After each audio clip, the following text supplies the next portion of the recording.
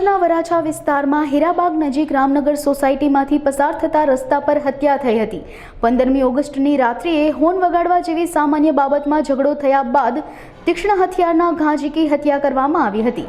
જૈનેશ ચૌહાણની હત્યા કરીને આરોપીઓ નાસી ગયા હતા, જેથી પોલીસે અલગ અલગ ટીમો બનાવીને 3 આરોપીઓને ભાવનગર ખાતેથી ઝડપી લઈને આગળની કાર્યવાહી હાથ ધરી છે। 11:30 વાગે વરાછા રામનગર વિસ્તારમાંથી જૈનિલ ચૌહાણ નામનો એક વ્યક્તિ એમના 2 મિત્રો સાથે બાઇક ઉપરથી પસાર થતો હતો। એમની આગળના ભાગમાં એક મોટરસાઇકલ અને એક એક્ટિવા બેનને સરપાકારે ચલાવતા હોય, જેથી જૈનિલે 3થી એની પાછળ હોર્ન કન્ટિન્યુ વગાડ્યા હોય। આ બાબતે સામાન્ય આવી નજીવી બાબતમાં ઝઘડો કરી જૈનિલને આ લોકોએ માર્યો અને એમાંથી એક કિસ્સામાં જૈનિલના ગળાના ભાગે તથા સાથળના ભાગે ચપ્પુ મારી દેતા જૈનિલનું મૃત્યુ સારવાર દરમિયાન નીપજ્યું હતું।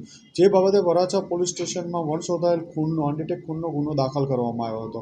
ક્રાઇમ બ્રાન્ચ વરાછા પોલીસ વગેરે આ ગુનાની તપાસમાં રાખેલા હતા। દરમિયાનમાં ક્રાઇમ બ્રાન્ચના પોલીસ ઇન્સ્પેક્ટર મોદી સાહેબ અને પીએસઆઈ ધનગઢ અને હેડ કોન્સ્ટેબલ યોગેન્દ્રસિંહને એક બાતમી મળી હતી કે આ ગુનામાં સંડોવાયેલ વિમલ ધનજીભાઈ કલસરિયા, ઉત્તમ તળવિયા અને ડેનિશ સુરતી સંડોવાયેલા, જે આધારે આ લોકોને ભાવનગરથી લાવી પૂછપરછ કરતા એ લોકોએ ખૂનનો ગુનો કબૂલેલો હોય, જે અનુસારે એમને ધરપકડ કરવામાં આવી છે અને આગળ વધુ તપાસ સાથે વરાછા પોલીસ સ્ટેશન સોંપવામાં આવશે।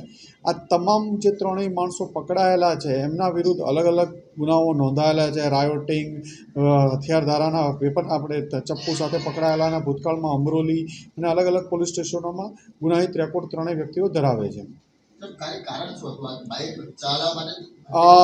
અમને જ્યારે આ 3ને જૈનિલ દ્વારા હોર્ન મારીને ટોકવામાં આવ્યા ત્યારે આ લોકો ઉશ્કેરાઈ અને ચપ્પુ મારી દીધું હતું, અને જેમાં ગળાના ભાગે જે ચપ્પુ મારી દીધું હતું એ ઘા એમને જાણ લેવા નીપજ્યો હતો। હત્યા કરીને અલગ અલગ જગ્યાએ ભાગતા હતા અને છેલ્લે ભાવનગરથી મળી આવે છે। જે વિમલ છે એ સાડીનો જે જોબ વર્ક ઉપર કામ કરે છે એના ઉપર, ઉત્તમ અને ડેનિશ છે એ બંને હીરાના ધંધા સાથે સંકળાયેલા છે, હીરા કામ સાથે, અને આ લોકોનો ગુનાહિત ઇતિહાસ પણ છે। ઉશ્કેરાટમાં અત્યારે પ્રાથમિક દ્રષ્ટિએ ઉશ્કેરાટમાં કહે છે, પણ આ લોકોના પહેલાં પણ ઝઘડાના અને મારામારીના ગુનાઓ નોંધાયેલા છે, એટલે એક આવી ગુના કરવાની ટેવવાળા કહી શકાય। ઉત્તમ તળાવિયા અને ડેનિશ સુરતી વિરુદ્ધ પણ 307ના ગુના છે। વિમલ વિરુદ્ધ પણ મારામારી અને રાયોટિંગના ગુના વગેરે દાખલ થયેલા છે અગાઉ।